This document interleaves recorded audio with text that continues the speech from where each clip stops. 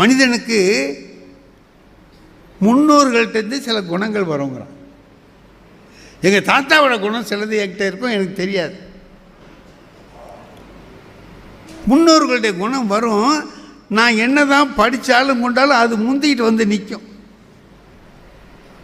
பிறவி குணம்னு சொல்கிறான்ல. அன்னைக்கு அந்த எம்பிபிஎஸ் படித்தவர் ஒருத்தர் சொன்னார், எங்களுக்கு வியாதிகளை பற்றி சொல்லும் பொழுது முதல்ல டிசீசஸ் ஆர் ஜெனட்டிக்னு எழுதியிருக்காங்க. டிசீசஸ் ஆர் ஜெனட்டிக், அணுவிலேயே இருக்குங்கிறான், ஜீன்ஸ்லேயே இருக்குங்கிறான். அது சில நேரங்களில் வெளிப்பட்டு வருது, சில பேருக்கு வெளிப்படுது, சில பேருக்கு வெளிப்படாமல் போயிடுது. அல்ல, வெளிப்படுறதுக்கு முந்தைய அவன் போயிட்டான், ஏதோ ஒன்று நடந்துச்சு. இப்போது முன்னோர்களிடத்திலேருந்து வரக்கூடிய குணத்தை நாம் எந்த அளவுக்கு எடுத்துக்கிறோம்னு பார்க்கணும். ஒரு ராஜாவும் மந்திரியும் என்ன பண்ணுறான், வேட்டைக்கு போனவன் எல்லாரும் அங்கங்கே போயிட்டான். இவன் ஒரு 2 பேர் மட்டும் ஒரு தனி இடத்துல வழி தவறி மாட்டிக்கிட்டான். எப்படி வெளியில் போகிறதுன்னு தெரியல, காட்டில் நிற்கிறான். ஒரே இருட்டாக போச்சு. இப்போ ராஜாவுக்கு தண்ணி தாகம், தண்ணி குடிக்கணும். மந்திரி எங்கேயாவது தண்ணி இருக்கான்னு பாருன்னா அவனும் சுற்றி சுற்றி பார்த்துட்டு வந்தான். தண்ணி உரண்டையுமே தண்ணி இல்லை. நாக்கு வரலுதே, இன்னும் கொஞ்சம் நேரம் போனாக்கா நமக்கு உயிரே போயிடும்டா, எங்கடா தண்ணி இல்லை அப்படின்னு.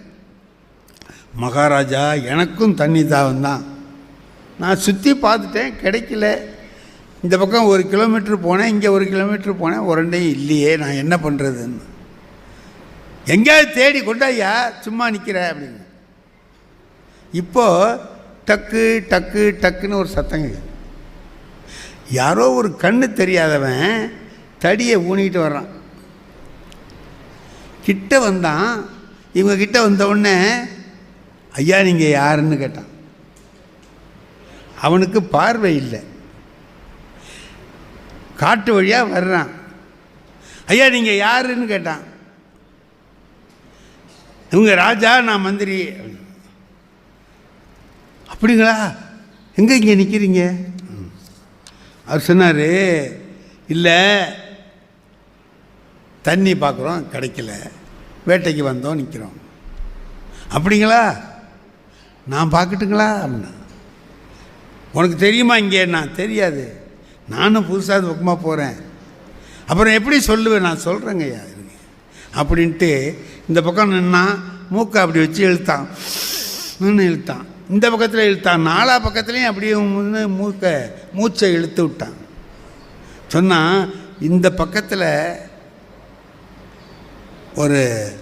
ஒரு மைல் தூரத்தில் ஒரு குளம் இருக்குங்க, நல்ல பெரிய குளம், நல்ல தண்ணியாக இருக்கும், அங்கே போனால் குடிக்கலாம். அவனுக்கு பார்வை இல்லை, பிறவி குருடன், பிறவியிலேருந்து பார்வை இல்லை. இவன் போய் சுற்றி பார்த்துட்டு வந்து இல்லைன்ட்டான். அவன் 1 மைலில் இருக்கு குளங்கிறான். இவன் ராஜா சொன்னான், இந்த பாரு அலைய விடக்கூடாது, நாங்களே ரொம்ப கஷ்டத்தில் இருக்கிறோம், போய் பார்ப்போம், இல்லைன்னா உன்னை கொலை பண்ணிவிடுவேன், நான் செய்யுங்க பார்க்குறாங்க. 2 பேரும் போனான். போய் பார்த்தா அருமையான தண்ணி இருக்குது. எடுத்து வாரி வாரி குடித்தான். ராஜாவும் குடித்தான், மந்திரியும் குடித்தான், 2 பேரும் குடித்தான். அந்த பிச்சைக்காரன்ட்ட கேட்டான் ராஜா, எங்களால் கண்டுபிடிக்க முடியலையே, நீ எப்படி கரெக்டாக கண்டுபிடிச்சேன்? அதுக்கு இந்த பார்வை இல்லாதவன் சொன்னான், மகாராஜா கடவுள் என்ன பண்ணுறான்னு கேட்டிங்கன்னா, ஒரு கதவை சாத்தினாலும் இன்னொரு கதவை திறக்கிறான். ஒரு புலன் சரியாக வேலை செய்யலைன்னாலும் இன்னொரு புலன் நல்லா இருக்கும்படி பண்ணுறான். எனக்கு கண் பார்வை இல்லை, எதையும் பார்க்க முடியல, அதனால் மற்ற புலன்கள் எல்லாம் கூர்மையாக இருக்கும். இப்போ நான் இழுத்து பார்த்தேன், எங்கேருந்து ஈரக்காற்று வருதுன்னு பார்த்தேன். இந்த பக்கத்துலேருந்து தான் ஈரக்காற்று வருது. அது கொஞ்சம் இங்கே வர்றதை பார்த்தா கொஞ்சம் கூடுதலாக இருக்குது, பெரிய குளம் இருக்கும் போல் தெரிஞ்சுது. அதனால் சொன்னேன், அனுமானத்தினால் அறிந்து சொன்னேன்.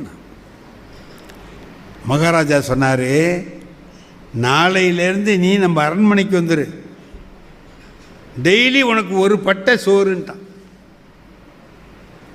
ஒரு பட்டை சோறுன்னு சொல்கிற பழக்கம் உண்டாங்க. அந்த ஒரு இதை கோயிலில் கொடுப்பாங்க பாருங்க, ஒரு பட்டை சோறு ஒரு கிண்ணத்தில் வச்சு அடித்து கொடுப்பேன். அது இவ்வளவு இருக்கும், நிறையா இருக்கும், சாப்பிட்லாம். ஒரு பட்டை சோறு உனக்குன்ட்டான். ரொம்ப நன்றி மகாராஜா, அலையிற வேலை மிச்சம், நான் அதை வச்சு சாப்பிட்டுக்குவேன். அப்போ நான் போனால் அரண்மனைக்கு அழைச்சிட்டு போனானுங்க. தினம் ஒரு பட்டை சோறு கொடுக்குறான். ஒரு நாள் மகாராஜா கிட்ட கொண்டு வந்து வைரக்கல் விற்கிறதுக்கு ஒருத்தன் வர்றான், வெளிநாட்டிலேருந்து உட்கார்ந்துருக்கான். அவர் உள்ளூரில் இருக்கிற பெரிய பெரிய வியாபாரிகள் எல்லாம் வரவழைச்சி, பாருங்கள் இதில் எது நல்ல வைரம்னு பார்த்து தேர்ந்தெடுத்து கொடுங்கன்னு சொன்னார். ஒரு வைரத்தை தேர்ந்தெடுத்தாச்சு, இதுதான் சரியானது அப்படின்னா. இப்போ ராஜா பார்த்தாரு, இவன்லாம் ஆராய்ச்சி பண்ணிட்டான், சரி ரைட்டு, நம்மள்கிட்ட கேட்போமே, அவன் ஏதாவது நுணுக்கமாக சொல்லுவானே, அவனை கேட்போமே அப்படின்னுட்டு அந்த இவன் இருப்பான், பிச்சைக்காரன் இருப்பான், அவனை கூப்பிட்டுவான்னா. வந்தான். இந்த மாதிரி நாங்கள் வைரத்தை தேர்ந்தெடுத்துருக்கோம்ப்பா, எல்லோரும் நல்லதுன்னு சொல்கிறாங்க, அது நல்லது தானாங்கிறத நீயும் கொஞ்சம் பார்த்து சொல்லு அப்படின்னா. அவன் வாங்கி கையில் வச்சுக்கிட்டான். இப்படி கொஞ்சம் நேரம் இருந்தான். அப்புறம் சொன்னான், மகாராஜா இதில் ஒரு ரேகை இருக்குது, இந்த வைரத்தில் உள்ளார ஒரு ரேகை இருக்குது, அந்த ரேகை இருந்தால் போட்டுக்கிறவங்களுக்கு கெடுதல்னு சொல்லுவாங்க. எல்லாரும் ரொம்ப ஆராய்ச்சி பண்ணி பார்த்துட்டான், எல்லாம் பார்த்தான்னு சொன்னான். இவன் சொல்கிறான் ரேகை இருக்குங்கிறான். இப்போ எல்லாருக்கும் என்ன, அப்போ நம்ம பார்த்தவங்களாம் முட்டா போயெல்லாம், இவன் தான் பெரிய அறிவாளியா? சரி, அதெல்லாம் ஒன்றும் சொல்லாதீங்க, இன்னும் ஒரு பவர் உள்ள லென்ஸு கொண்டு வாங்க, வச்சு பார்ப்போன்னு பார்த்தா உள்ள ஒரு ரேகை இருக்குது. எல்லாருக்கும் ஆச்சரியமாக போச்சு. இப்போ ராஜா கேட்டான், எப்படா கண்டுபிடிச்சேன்னு கேட்டான். கையில் வச்சா அதனுடைய வெளியில் இருக்கிற ஒளியை வாங்கி அது கொடுக்கும், அது எல்லா இடத்துலையும் படுது, ஒரு நேர் கோடாக ஒரு இடத்துல அந்த ஒளி படலை, அப்போ அங்கே ஏதோ ஒரு தடை இருக்குன்னு அர்த்தம். அதுதான் ரேகை. அது இருக்கிறது நல்லது இல்லைன்னு சொல்லி நான் கேள்விப்பட்டிருக்கேன், அதை சொன்னேன். மகாராஜா பார்த்தான், அருமையாக சொன்னேன், உனக்கு இன்னும் ஒரு பட்டை சோறுன்ட்டு. எனக்கு வாழ்க்கையில் எல்லா வேலையும் முடிஞ்சு போச்சு மகாராஜான்ட்டான். இன்னமும் நான் வெளியில் போய் தேட வேண்டிய அரண்மனையிலே எங்கேயாவது ஒரு ஓரத்தில் படுத்திருக்கேன், நீங்கள் 2 பட்டை சோறு கொடுத்தா போருன்ட்டான். ஒரு நாள் ராஜா தனியாக உட்கார்ந்துருக்கான், பொழுது போகலை. மந்திரியை விட்டு அந்த பிச்சைக்காரன் அங்கே இருப்பான், கூப்பிட்டு வந்தான். வந்தவுடனே கேட்டான், ஐயா இங்கே வா, நீ எல்லாம் ரொம்ப நுணுக்கமாக சொல்கிற, சரிதான், எனக்கு ஒரு விஷயத்தை நீ சொல்கிறியா? என்னன்னா, என்னை பற்றி நீ என்ன நினைக்கிற சொல்லு. பிச்சைக்காரன் கேட்டான், நான் சொன்னேன்னா, உண்மையை சொன்னேன்னா எதுவும் தண்டனை கொடுக்க மாட்டீங்கல்ல? அதெல்லாம் கொடுக்க மாட்டேன். தண்டனை கொடுக்குறதா இருந்தாலும் நான் யோசிச்சுட்டு கொடுக்கும், சொன்ன உடனே ஆத்திரப்பட்டு கொடுத்துறாங்க. என்ன இல்லை, நீ சும்மா சொல்லு, என்னை பற்றி என்ன நினைக்கிறேன்னா. மகாராஜா, நீங்கள் ஒரு மகாராஜாவுக்கு பிறந்த ஆள் அல்ல, ஒரு பிச்சைக்காரனுக்கு பிறந்தவர் நீங்கள். இப்போ அவனுக்கு எப்படி இருக்கும்? இந்த பாரு, ரொம்ப கடுமையான விஷயம் சொல்லியிருக்கிற, இதுக்கு ஒன்றுக்கு தலை இருக்காது. எங்கள் அம்மா இருக்காங்க, நான் அவங்கள போய் கேட்டுட்டு வந்துடுறேன்ட்டு ஓடுறான் அம்மாகிட்ட. அம்மாக்கிட்ட போய் கேட்குறான், இந்த மாதிரி பிச்சைக்காரன் சொல்கிறான், என்னம்மான்னு கேட்டான். அவன் சொல்கிறது சரிதான்டான்னாங்க அந்த அம்மா. என்னன்னா, எனக்கு பொம்பளை பிள்ளையாக பிறந்தது, கல்யாணம் ஆகி வந்தேன், பெண் குழந்தையாக பிறந்துக்கிட்டே இருந்துச்சு, பிறக்குது அது செத்து போகுது, பிறக்குது செத்து போகுது, பொம்பளை பிள்ளையாக பிறக்குது. உங்கள் அப்பாவுக்கு கோவம் வந்துட்டு, அடுத்தபடி உனக்கு ஆம்பளை பிள்ளை பிறக்கலைன்னா வேறு கல்யாணம் பண்ண போகிறேன்ட்டான்.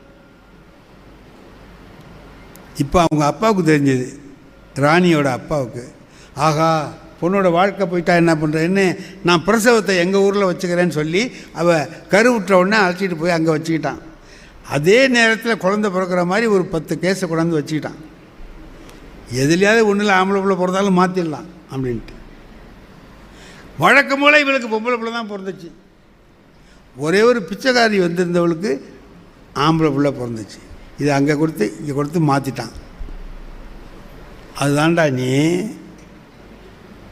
எனக்கு பிறந்தது எங்கேயோ பிச்சை எடுத்துக்கிட்டு இருக்கு, நீ இங்கே ராஜாவாக வந்துட்டேன்னா. இவன் ஓடி போனான். சரியாக தான் சொன்னேன், அது எப்படி கண்டுபிடிச்சேன்னு கேட்டான். அவன் சொன்னான், எந்த ராஜாவும் ஒரு நல்ல செய்தி சொன்னான் 1000 பொண்ணு கொடு 2000 பொண்ணு கொடுமா. நீங்கள் தான் பட்டை சோறு கொடுன்னீங்க. நீங்கள் முத காட்டில் சொன்னீங்க பாருங்கள் பட்டை சோறு கொடுன்னு.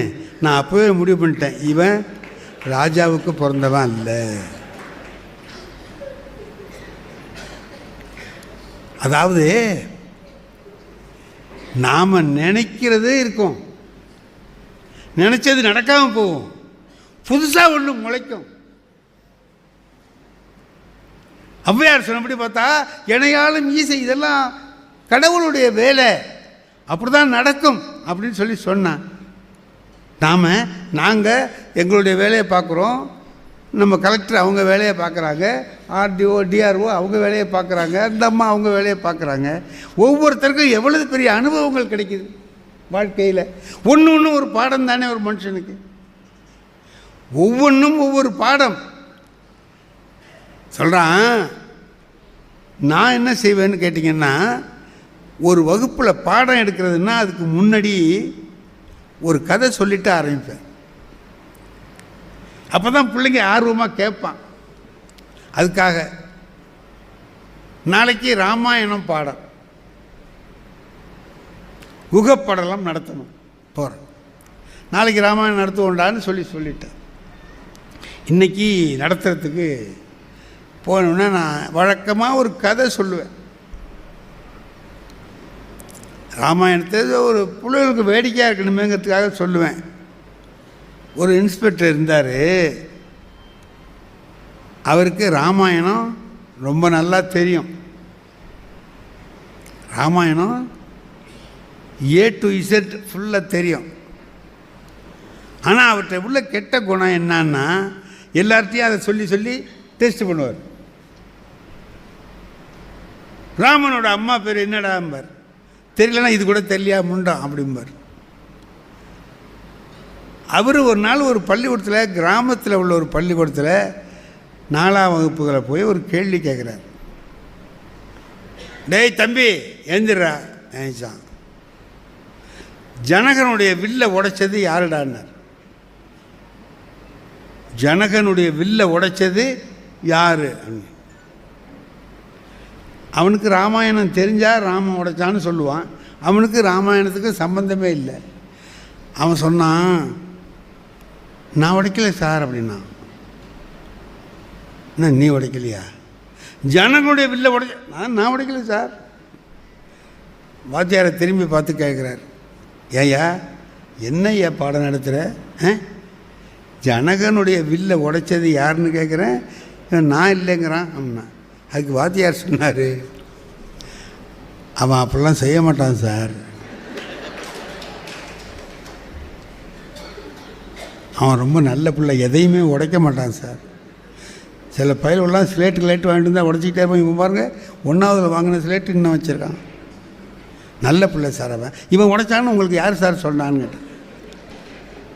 அட பாவி, பையன்தான் இப்படி இருக்கான்னா வாத்தியாரும் இப்படி இருக்கிறாரு நினச்சிக்கிட்டு ஹெட் மாஸ்டர்கிட்ட போய் ரிப்போர்ட் பண்ணிவிடுவோம்னு சொல்லிட்டு போகிறான். யோ உங்கள் பள்ளிக்கூடத்தில் 4ஆவதில் போனேன், பையனை கேட்குறேன், நான் இல்லைங்கிறான். வாத்தியாரை கேட்டால் அவன் அப்படிலாம் செய்ய மாட்டான், நல்லவங்கிறாரு. என்னையா பள்ளிக்கூடம் இது அப்படின்னா. ஹெட் மாஸ்டருக்கும் அந்த வாத்தியாருக்கும் ரொம்ப நாளாக ஒரு வாங்கல். இதை வச்சு அவர் வேலையை முடிச்சிடலான்னு நினச்சி அவர் முடிவு பண்ணிட்டார். அது என்ன சார், அந்த பைய உடைச்சிருக்கான் இல்லைங்கிறான். வாத்தியாரும் அவனுக்கு சப்போர்ட் பண்ணுறாரா? நீங்கள் எழுதி வைங்க சார், எவன் தான் உடைச்சான்னு கண்டுபிடிச்சிருவோன்ட்டான். இவருக்கு பைத்தியமே பிடிச்சி போய்டும் போல விட்டு. பையன் இப்படி இருக்கான், வாத்தியார் அப்போ இருக்கார், ஹெட்மாஸ்டர் இன்னும் மோசமாக இருக்கிறார் அப்படின்ட்டு தாங்கலை அவருக்கு. இவர் ஒன்று கிளம்பி போகிறார். அவருக்கு மேல் அதிகாரி இருக்கார்ல, டிஇஓ, மாவட்ட கல்வி அதிகாரி, அவர்கிட்ட போய் சொல்லிடலான்ட்டு போனார். மாவட்ட கல்வி அதிகாரி என்ன பண்ண, ஏன் வெயிலில் கிளம்பி வந்திருக்கிய, என்ன விஷயம், வேர்த்து ஊற்றுது, இப்போ எங்கே வந்த நீ, ஆஃபீஸுக்கு போகாமன்னார். அட ஏன் சார், சரி நான் அங்கே போனேன், கேள்வி கேட்டேன், பையன் இப்படி சொல்கிறான், வாத்தியார் இப்படி சொல்கிறான் சார். அதுக்கு டிஓ சொல்கிறாரு, யோ நீ எப்போ பார்த்தாலும் உனக்கு இதே வேலையாக போச்சியா, அவன் அதை உடைச்சான், இவன் இதை உடைச்சான், இதே ரிப்போர்ட்டாக இருக்குது. ஆமாம், இந்த காலத்தில் வர்ற சாமான் எது தான் ஸ்ட்ராங்காக இருக்குது, ஏதோ கை தவறி போட்டு உடைச்சிருப்பான் போல இருக்குது, அதுக்கு நீ பெருசாக எடுத்துகிட்டு வர்ற, போய புரோக்கன் லிஸ்ட்டில் போட்டுட்டு போகாமல் இது ஒரு பெரிய விஷயம்னு வந்துட்டியான்னு பார்த்தான். இருக்கிறதுல நம்ம தான் பைத்தியக்காரன், எல்லாருக்குமே தெரியல, தெரிஞ்சு வச்சுருக்கிறது நாம் ஒரு ஆள் தான் பைத்தியக்காரன் போல இருக்குன்ட்டு அவரால் அதுக்கு முன்னே முடியல, வீட்டுக்கு விட்டார். வீட்டில் போய் இப்படியே தலையை பிடிச்சிக்கிட்டு உட்காந்துருக்கான். பொண்டாட்டி வந்து கேட்டாங்க, இந்த அம்மா ஏங்க ஆஃபீஸுக்கு போனீங்க, சீக்கிரம் வந்துட்டீங்களே, நான் அப்படி ஏண்டி கேட்குறேன், இந்த மாதிரி இருக்குது அப்படின்னு. பையன் சொல்ல, டிஓட்ட போனால் அந்த ஆள் இப்போ வர்ற சாமான் எதுதான் ஸ்ட்ராங்காக இருக்குங்கிறாரு, இந்த மாதிரி இருக்குடி அப்படின்னா. இது கூட வாங்க தெரியலன்னா அந்த அம்மா, உனக்கு தெரியுமான்னு கேட்டான். என்னங்க எனக்கு தெரியுமான்னு கேட்குறீங்க, எனக்கு தெரியாதா, ஜனகனுடைய வில்லை உடைச்சது நம்ம பக்கீர்சாமி செட்டியார் தானே அப்படின்ட்டான். அது ஏடா பக்கீர்சாமி செட்டியார்னு பார்த்தா, அந்த ஊரில் ராமாயணம் தெருக்கூத்து போட்டிருக்கான், அதில் ராமராக நடித்தவர் பக்கீர்சாமி செட்டியார். அந்த அம்மா அதை ராமர்னு மறந்துட்டு பக்கீர்சாமி செட்டியார்னு நினச்சிக்கிட்டு ஜனங்களுடைய வில்லை உடைச்சது பக்கீர்சாமி செட்டியார் தான்ச்சு. இந்த மாதிரி அந்த காலத்தில் ராமாயணம் தெரியாமல் இருந்தாங்கடா, இப்போ இப்படி இருக்குன்னு இந்த கதையை சொல்லுவேன்ல, இதை சொல்கிறேன். அன்னைக்கு வழக்கமாக சொல்கிற கதை தான் அது சொன்னேன். சொல்லி முடிச்சுட்டு பாடம் நடத்த ஆரம்பித்தாச்சு. அப்புறம் பார்க்குறேன் அங்கே 2 பையில உட்காந்து சிரிச்சுக்கிட்டே இருக்கிறான். அது எப்போவோ முடிஞ்சு போச்சு, அதுக்கு ஏன்டா இப்போ சிரிக்கிறானுன்ட்டு சீரியஸாக சொல்லிகிட்டு இருக்கும்போது சிரிக்கிறானுன்ட்டு ஏன்டா சிரிக்கிறீங்க என்ன, வேணாம் சார், நீங்கள் குகனை பற்றியே நடத்துங்க சார்ண்ணா. எதுக்குடா இப்போ சிரிக்கிற, என்னடான்னு. ஒன்றும் இல்லை சார், நான் சொன்னேன் அவங்கிட்ட, இன்றைக்கி ஐயா ராமாயணம் நடத்த போகிறாருடான்னு சொன்னேன். அதுக்கு அவன் இப்போ நீங்கள் சொன்ன கதையை அப்படியே சொன்னான் சார், இதை சொல்லுவார் பாருன்னா. பார்க்குறேன் நீங்கள் அதே சொல்கிறீங்க அப்படின்னா. அவனை எழுந்துச்சு பார்த்தா 3 வருஷமாக என் கிளாஸில் படிக்கிறான்.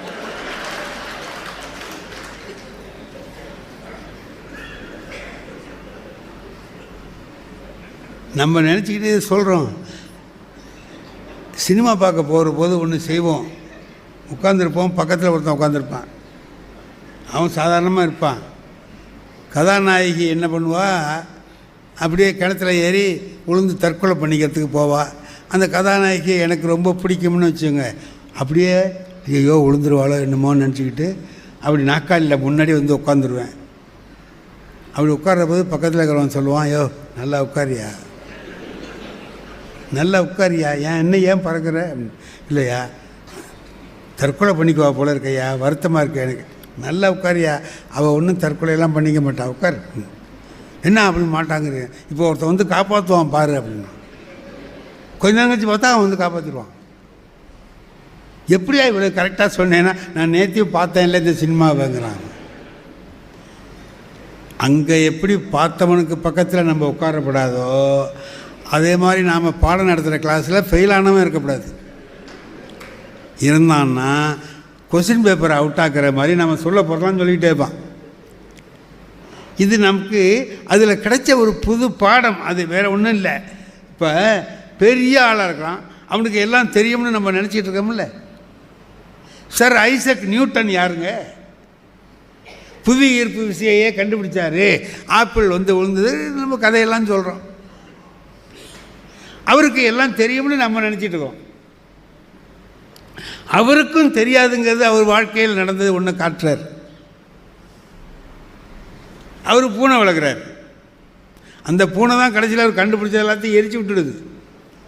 அந்த பூனை வளர்க்குற போது அந்தாண்டேருந்து இங்கே வந்து சாப்பிட்றதுக்காக செவுத்தில் ஒரு ஓட்டை விடுன்னு சொல்கிறார். ஒரு கொத்தனார் வந்து ஓட்டை விடுறார். அப்புறம் சொல்கிறாரு, பக்கத்துலேயே ஒரு சின்ன ஓட்டை விடுன்னார். எதுக்குன்னா, பூனை அது வழியாக வரும், குட்டி இது வழியாக வரும்னார். கொத்தனார் கேட்டான், ஏங்க பூனை வர்ற வழியில் குட்டி வராதான்னா. அட ஆமான்னா. புவி ஈர்ப்பு விசையை கண்டுபிடிக்க தெரிஞ்சவனுக்கு பெரிய ஓட்டையில் சின்ன பூனை வர முடியுங்கிறது தெரியல. பார்த்தீங்களா, யாருக்கு எது தெரியும்னு நம்ம சொல்ல முடியாது.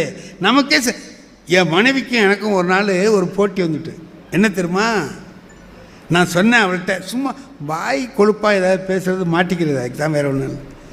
உனக்கு காய்கறி வாங்க தெரியலேன்னு சொன்னேன். ஏங்க அப்படி சொல்கிறீங்கன்னு கேட்டார். சொத்தை முத்தலெல்லாம் வாங்கிட்டு வந்தார். அன்றைக்கி அரிஞ்சு போட்டிருக்க பாரு, எவ்வளவு கத்திரிக்காயை பாதியாக அரிஞ்சு போட்டிருக்கிய. சொத்தை கத்திரிக்காயை வாங்கியிருக்க, முத்த கத்திரிக்காயை வாங்கியிருக்கிற, காசு கூட கொடுத்து வாங்குற, கடையில் தெருவில் வர்றவன் உன்னை ஏமாற்றி போடுறான் அப்படின்னு. என் மனைவி அது வருத்தப்படலை. நல்லதுங்க, எனக்கு தெரியல, இன்றைக்கி ஞாயிற்றுக்கிழமை தானே, நீங்கள் கொஞ்சம் போய் வாங்கிட்டு வந்து எப்படி வாங்கணுங்கிறத காட்டுங்க. சரி, ஞாயிற்றுக்கிழமை தானே, போய் வாங்கிட்டு வந்துடுவோமே அப்படின்ட்டு போனால் மார்க்கெட்டுக்குள்ளே நுழையிற கடையே என்கிட்ட படித்தவன் ஒருத்தன் காய்கறி கடை வச்சுருக்கிறான். பரவாயில்லையே, இவன் காய்கறி கடையாவது வச்சானே அப்படின்னு நினச்சிக்கிட்டு, அப்பா அண்ணன், ஐயா வாங்க, நீங்கள் வரவே மாட்டீங்க, வந்திருக்கீங்க, உட்காருங்க அப்படின்னா ஒரு ஸ்டூல் எடுத்து போட்டு, ஐயா உட்கார வேடான்னா தினத்தந்தி பேப்பரை கையில் கொடுத்து படிங்கன்ட்டான். என்ன வேணும் உங்களுக்கு சொல்லுங்கன்னா, நான் எழுதிட்டு போனேன், லிஸ்ட்டு எடுத்து கொடுத்தேன். 2 தேங்காய்னு போட்டு. இப்போ தேங்காய் எடுத்து 2 தேங்காய் வைக்க வேண்டியதானேங்க, வைக்க மாட்டேங்கிறான் அவன். தேங்காய் எடுக்கிறான், காதுகிட்ட வச்சு இப்படி ஆட்டுறான், ஆடுதான்னு பார்க்குறான். அப்புறம் ஒரு முட்டுறான், முத்தலாக இருக்கான்னு பார்க்குறாரான், முத்துறான், தூக்கி போட்டான். அது அவனுக்கு பிடிக்கல, ஐயாவுக்கு இந்த காயை கொடுக்கப்படாது அப்படின்னு தூக்கி போட்டான். சார் ஒரு 100 காயை எடுத்து ஆட்டுறான், முட்டுறான், தூக்கி போட்டுறான். கடைசியில் ஒரு 2 எடுத்து வச்சான். வெண்டைக்காய், கத்திரிக்காய், குத்தாருங்க என்னமோ போட்டு எல்லாத்தையும் போட்டு பையில் கொடுத்து 150 ரூபா கொடுங்கன்னா கொடுத்து வாங்கிட்டு வந்து வீட்டுக்கு வந்தோடனே என் மனைவி முதல்ல சட்னிக்கு தேங்காய் எடுத்து அரைக்குது. உடைச்ச உடனே அங்கேருந்து கொண்டு வந்து என்கிட்ட அப்படி காட்டுற அந்த 2 மூடியை எடுத்துருந்து, நல்லா வாங்கியிருக்கீங்கிறான். போன இடத்துல நல்லா வாங்கியிருக்கீங்க. நான் உங்களை தேங்காய் தானே வாங்கிட்டு வர சொன்னேன், நல்ல இளநியாக வாங்கிட்டு வந்திருக்கீங்க. நான் சட்னிக்கு தானே வாங்கிட்டு வர சொன்னேன், வழித்து சாப்பிட்லாம் போல் இருக்க. இளநீ வாங்கினா கூட இவ்வளவு பக்குவமாக இருக்காதுங்கன்னா ஓங்கி தலையில். இதைத்தான் அவன் ரொம்ப நேரம் தேடி எடுத்திருக்கான். இந்த பள்ளிக்கூடத்தில் படிக்கிற பிள்ளைகள்கிட்ட ஏதாவது சமயத்தில் கடுமையாக பேசிவிடுவோம், அந்த ஆத்திரத்தை வச்சுக்கிட்டே இருப்பான். எப்படா இவனை பழி வாங்குறேன்னு பார்ப்பான். நம்மளால் ஒன்றும் சொல்ல முடியாது, வீட்லையாவது வாங்கி கொடுப்போம்னு சொல்லி நமக்காக தேடி தேடி எடுத்தான் பாருங்க. அந்த இலசு கிடைக்கல, புத்தலாக இருந்திருக்கு போது எல்லாம் தூக்கி போட்டுட்டு இலசா பார்த்துக்கிட்டு எனக்கு வருத்தமாக போச்சு. இப்படியே கன்னத்தில் கையை வச்சுக்கிட்டு உட்காந்துருந்தேன். காய்கறி அறிய ஆரம்பித்த மனைவி அங்கேருந்து வந்து, வருத்தப்படாதீங்க, தேங்காய் இலசா வாங்கிட்டோமேனு வருத்தப்படாதீங்க, கத்திரிக்காயும் வெண்டைக்காயும் நல்ல முத்தலாக தான் வாங்கியிருக்கீங்க. என்ன அர்த்தம்? உனக்கு காய்கறி வாங்க தெரில, தேங்காய் இலசா வாங்கியிருக்க, முத்தலா வாங்க வேண்டியதை இலசா வாங்குகிற, இலசா வாங்க வேண்டியதை முத்தலா வாங்குகிற, நீ எல்லாம் ஏண்டா என்னை வந்து குறை சொல்கிறேன்னு கேட்குற கேள்வி தானே.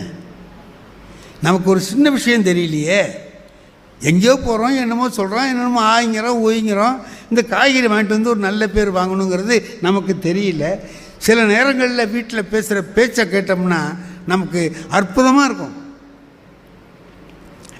நான் எப்போவுமே என் வீட்டில் வெளியில் புறப்படும் போது, வெளியில் ஊருக்கு இருக்க எங்கேயாவது போகிறேன்னா விடிகாலம் 3 மணி 4 மணிக்கெல்லாம் புறப்படுவேன். என் மனைவியை எழுப்பி விடுறதே இல்லை. நானே எழுந்திரிச்சு வெந்நீர் போட்டு குளிச்சுட்டு வருவேன். வர்ற வழியில் எங்கேயாவது காப்பி இருக்கும், குடிச்சிட்டு நான் பாட்டுக்கு வந்துடுவேன். ஏன்னா அவங்கள எழுப்பி விட்டு எல்லாம் செய்ய சொன்னால் நீ பேசி கிழிச்சதெல்லாம் போகிறோம் வீட்டில் இருக்கின்றோம். அதுக்காக நம்மளே இந்த வேலையெல்லாம் பார்த்துக்கொண்டு நான் பார்த்துக்கிட்டு துணிமணிலாம் எடுத்து நானே வச்சுட்டு வந்துடுவேன். ஒரு நாள் அந்த மாதிரி எங்கேயோ போகிறதுக்காக 4 மணிக்கு எழுந்திரிச்சேன். என் மனைவி எனக்கு காப்பி போட்டு கொண்டாந்து கொடுத்தேன்.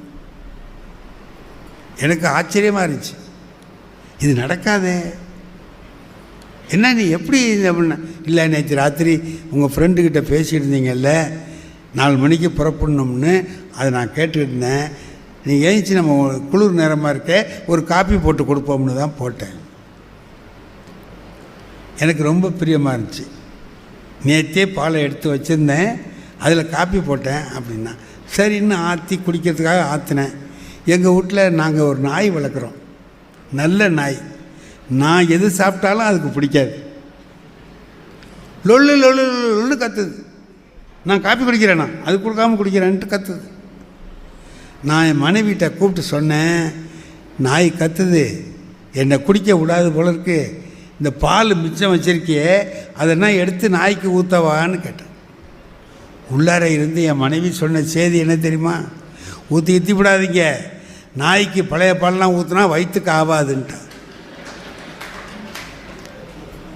நான் கேட்டேன், நாய்க்கு கூட ஆகாதியா எனக்கு கொடுத்தேன்னு கேட்டேன். நாய்க்கு சிலது ஆகும், உங்களுக்கு சிலது ஆகும், ரெண்டையும் கம்பேர் பண்ண வேண்டாம், இது வேறு அது வேறேன்ட்டா. ஆனால் அப்போவும் நாம் அதில் வருத்தப்பட்டுக்காம நயமாக பேசுகிறாளே மனைவின்னு நினச்சி சந்தோஷப்பட கற்றுக்கிட்டோம்னா எது நினைக்கிறோமோ அது நடக்கும். வாழ்க்கையில் நாம் நினைப்பது தான் நடக்கும்னு நினைக்க முடியாது. அப்படி நடக்கிற போது ஐயோ இப்படி நடந்துட்டுதேன்னு வருத்தப்படாமல், உலகம் இப்படித்தான், இதுதான் உலகம், இதில் இப்படி தான் நடக்கும், அதுக்காக நாம் வருத்தப்பட்ட எந்த பயனும் இல்லை என்று நினைத்து நம்முடைய வாழ்க்கையை எப்போ நலமாக நடத்துகிறோமோ அப்போ தான் நம்முடைய வாழ்க்கை இனிமையாகவும் சுகமாகவும் இருக்கும். ஐயோ இது நடக்கலையேன்னு வருத்தப்பட வேண்டியதில்லை, இப்படியே நடக்கும். வேறு ஏதாவது புதுசாக ஒரு நன்மை வந்தாலும் சேரும், அதையும் அனுபவிக்க கற்றுக்கொள்ள வேண்டும். இப்படி வாழ்வது தான் வாழ்க்கை, இப்படி இருப்பது தான் உலகம். இந்த உலகத்தில் இதெல்லாம் இப்படி தான் நடக்கும். ஆகையினால வேறு ஒன்றும் நம்ம கவலைப்படாமல் இதில் ஈடுபட வேண்டும் என்பதைத்தான் நான் ஒரு தலைப்பாக ஆக்கி, நினச்சது நடக்கும், நினைக்காததும் நடக்கும், எதிர்பார்க்காம அதே நடந்தாலும் நடக்கும் என்று ஔவையார் ஒரு 1000 வருஷத்துக்கு முன்னாடியே அதை சொல்லி வைத்திருக்கிறார்கள். ஆகையினாலே நம்முடைய வாழ்க்கை என்பது எதிர்பார்த்தபடி நடப்பது அல்ல, எதிர்பாராததும் நடக்கும்.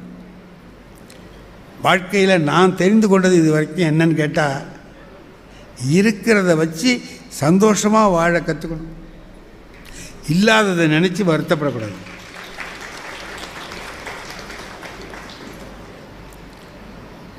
எது இருக்கோ அதை நினச்சி சந்தோஷப்படணும், எது இல்லையோ அதை நினச்சி வருத்தப்பட்டுக்கிட்டு இருந்தால் வாழ்க்கை பூரா சோகமான வாழ்க்கையாக போயிடும். அவ்வாறு போகாமல் இருக்க வேண்டும் என்பதுதான் சிறந்த வாழ்க்கை. நான் நிறைய பேர் இருக்கீங்க, இவ்வளவு அமைதியாக கேட்பீங்கன்னு நான் நினைக்கல. இவ்வளவு அமைதியாகவும் அப்பப்போ ஆரவாரம் பண்ணி கைத்தட்டி அப்படிலாம் பேசுகிறவனை உற்சாகப்படுத்துவீங்கன்னு நான் நினைக்கவே இல்லை. நான் எதிர்பாராத வகையில் இது நடந்துச்சு. நினையாத முன் நிற்பினும் நிற்கும்னா இது நடந்தது. இதை பார்த்தோன்னே எனக்கு என்ன தெரியுமா ஒரு ஆசை வருது, இன்னொரு 2 மணி நேரம் பேசுவோமா? சிரிக்கிறார் பாருங்க. அதுக்கு தான் பேசாமல் இருக்கக்கூடாதுங்கிறது. பேசியிருந்தோம்னா இந்த ஆள் முன்னாடியே முடிச்சிருப்பான் அப்படின்னு. ஆனால் நான் அப்படி பேச மாட்டேன். ஏன்னு கேட்டால் அமெரிக்காவில் நடந்தது எனக்கு தெரியும். அமெரிக்காவில் ஒருத்தன் காலையில் 10 மணிக்கு பேச ஆரம்பித்தான், மத்தியானம் 1 மணி வரைக்கும் பேசினான். எவ்வளோ நேரம் பேசியிருக்கான்? 3 மணி நேரம் பேசினான். பேசிவிட்டு சொன்னான், இனிமேல் விஷயத்துக்கு வருவோம்னா. அவன் ஒன்றும் பயந்துட்டான், இன்னமும் தான் விஷயம் சொல்ல போகிறாரா? அப்போ இவ்வளோ நேரம் என்ன சொன்னார்? விஷயம் இல்லாமலே 3 மணி நேரம் பேசுகிறான்னா இவன் விஷயத்தை எவ்வளோ நேரம் பேசுவான் அப்படின்னா, நம்ம ஊர் மாரி பொறுமையாக இருக்க மாட்டான். பார்த்தீங்களா, அமெரிக்காவில் ஒரு ஆள் எழுந்திச்சான், மேடைக்கு வந்துட்டான், பேண்ட்டு பாக்கெட்டில் கையை விட்டு எடுக்கிறான், இவ்வளோ பெருசு துப்பாக்கி எடுத்து இப்படி வச்சான். பேசுகிறவரை பார்த்தான், பேசுகிறவனுக்கு கை காலெலாம் ஆட ஆரம்பிச்சிருச்சு. தடத்தடன்னு இந்த மாதிரி வேண்டான்னா சொல்லி நிறுத்திடுறேன், அதுக்கு எதுக்கு துப்பாக்கி ஓய் பேசியா, ஒன்றை சுட மாட்டேயா, நீ பேசு. என்ன துப்பாக்கி வச்சு? நான் தான் சொல்லிட்டேன்ல, உன்னை சுட மாட்டேன், நீ பேசுன்னு. இப்போ தான் விஷயத்துக்கு வந்திருக்கிற, விஷயத்தை பேசு. அப்புறம் எதுக்கா துப்பாக்கியை வச்சு நிற்கிற? ஒன்றை சுடுறதுக்கு இல்லைடா பாவி. நீ என்ன பண்ணுவ? ஒன்று ஒரு பேச்சாளன்னு ஒருத்தர் கூப்பிட்டு வந்தார் பாரு, அவர் எங்கே இருக்காருன்னு தேடுறேன்னா. இந்த பப்பாசின்னு ஒன்று இருக்குது பாருங்க, போட்டிருக்குல்ல, அதில் முருகன் ஒருத்தர் இருக்கிறார், அவர் தான் அதை நடத்துகிறார். அவர் என்ன பண்ணுறாரு தான், அவர் தான் என்னை கூப்பிட்டார்.